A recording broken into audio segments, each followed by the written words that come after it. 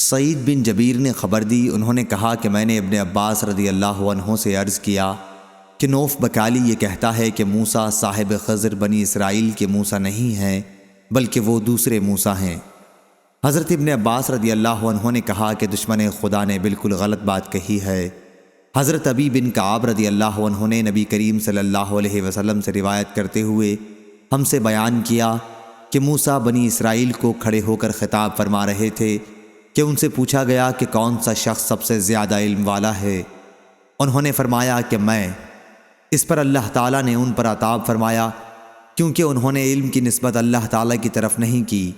اللہ تعالیٰ نے ان سے فرمایا کہ کیوں نہیں، میرا ایک بندہ ہے جہاں دو دریا آ کر ملتے ہیں وہاں رہتا ہے اور تم سے زیادہ علم والا ہے۔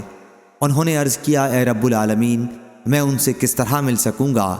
سفیان نے اپنی روایت میں یہ الفاظ بیان کیے کہ اے رب وکیف لی بہ، اللہ تعالیٰ نے فرمایا کہ ایک مچھلی پکڑ کر اسے اپنے تھیلے میں رکھ لینا، جہاں وہ مچھلی گم ہو جائے بس میرا وہ بندہ وہیں تم کو ملے گا۔ بعض دفعہ راوی نے فہوا ثما کے فہوا ثمہ کہا، چنانچہ موسیٰ علیہ السلام نے مچھلی لے لی اور اسے ایک تھیلے میں رکھ لیا۔ پھر وہ اور ایک ان کے رفیق سفر یوشع بن نون روانہ ہوئے۔ جب یہ چٹان پر پہنچے تو سر سے ٹیک لگا لی۔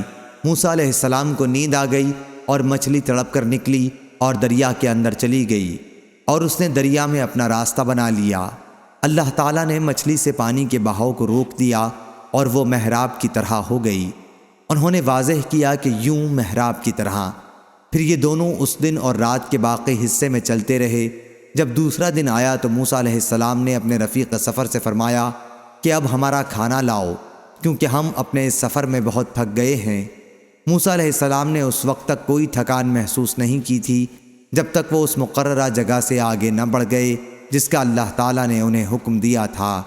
ان کے رفیق نے کہا کہ دیکھیے تو صحیح، جب ہم چٹان پر اترے تھے تو میں مچھلی کے متعلق کہنا آپ سے بھول گیا اور مجھے اس کی یاد سے شیطان نے غافل رکھا، اور اس مچھلی نے تو وہیں چٹان کے قریب دریا میں اپنا راستہ عجیب طور پر بنا لیا تھا۔ مچھلی کو تو راستہ مل گیا اور یہ دونوں حیران تھے۔ موسیٰ علیہ السلام نے فرمایا کہ یہی وہ جگہ تھی جس کی تلاش میں ہم نکلے ہیں۔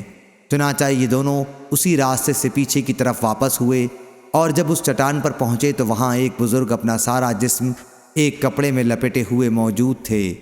حضرت موسیٰ علیہ السلام نے انہیں سلام کیا اور انہوں نے جواب دیا۔ پھر کہا کہ تمہارے خطے میں سلام کا رواج کہاں سے آ گیا؟ موسیٰ علیہ السلام نے فرمایا کہ میں موسیٰ ہوں۔ انہوں نے پوچھا بنی اسرائیل کے موسیٰ؟ فرمایا کہ جی ہاں، میں آپ کی خدمت میں اس لیے حاضر ہوا ہوں کہ آپ مجھے وہ علم نافع سکھا دیں جو آپ کو سکھلایا گیا ہے۔ انہوں نے فرمایا اے موسیٰ، میرے پاس اللہ کا دیا ہوا ایک علم ہے، اللہ تعالیٰ نے مجھے وہ علم سکھایا ہے اور آپ اس کو نہیں جانتے۔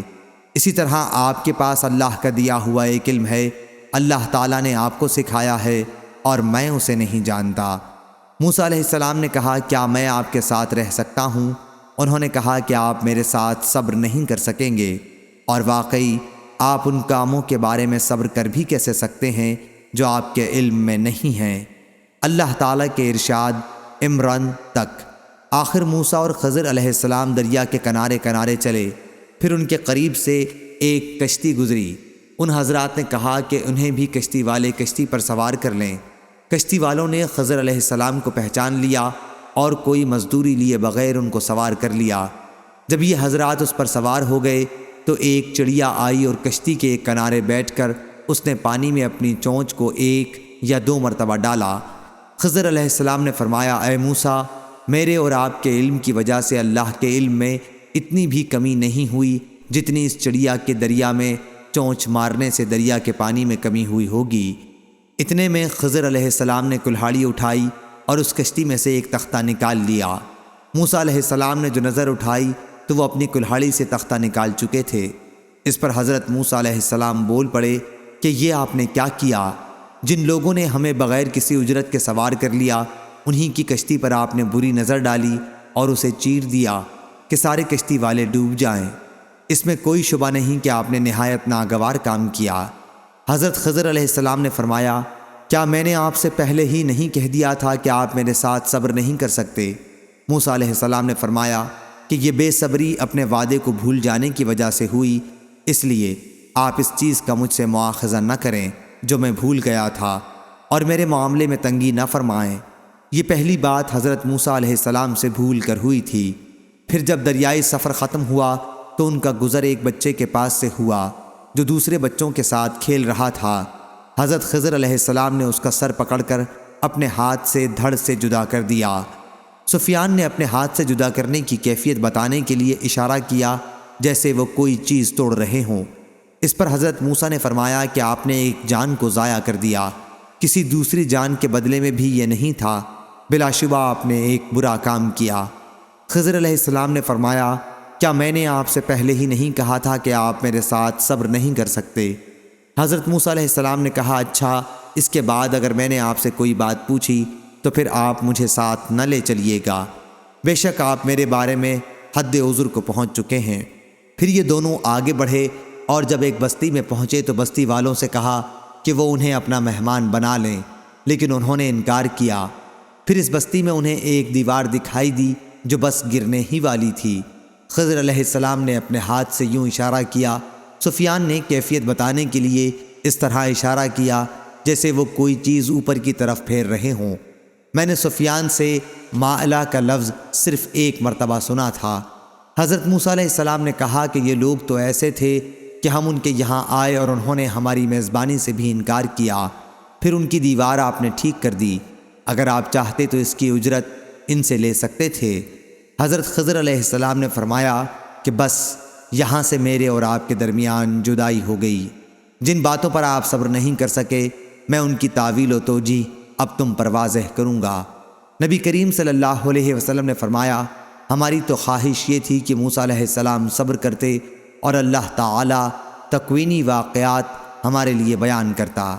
سفیان نے بیان کیا کہ نبی کریم صلی اللہ علیہ وسلم نے فرمایا، اللہ حضرت موسیٰ پر رحم کرے، اگر انہوں نے صبر کیا ہوتا تو ان کے مزید واقعات ہمیں معلوم ہوتے۔ حضرت ابن عباس رضی اللہ عنہ نے جمہور کی قرأت وراءہم کے بجائے امامہم ملکہ یاخذ السفینۃ غصبا پڑھا ہے، اور وہ بچہ جس کی حضرت خضر علیہ السلام نے جان لی تھی کافر تھا اور اس کے والدین مومن تھے۔ پھر مجھ سے سفیان نے بیان کیا کہ میں نے یہ حدیث عمرو بن دینار سے 2 مرتبہ سنی تھی اور انہی سے سن کر یاد کی تھی۔ سفیان نے کسی سے پوچھا تھا کہ کیا یہ حدیث آپ نے عمرو بن دینار سے سننے سے پہلے ہی کسی دوسرے شخص سے سن کر جس نے عمرو بن دینار سے سنی ہو یاد کی تھی، یا اس کے بجائے یہ جملہ کہا تحفظتہ من انسان؟ شک علی بن عبداللہ کو تھا۔ تو سفیان نے کہا کہ دوسرے کسی شخص سے سن کر میں یاد کرتا، کیا اس حدیث کو عمرو بن دینار سے میرے سوا کسی اور نے بھی روایت کیا ہے؟ میں نے ان سے یہ حدیث 2 یا 3 مرتبہ سنی اور انہی سے سن کر یاد کی۔ صحیح بخاری حدیث نمبر 3401۔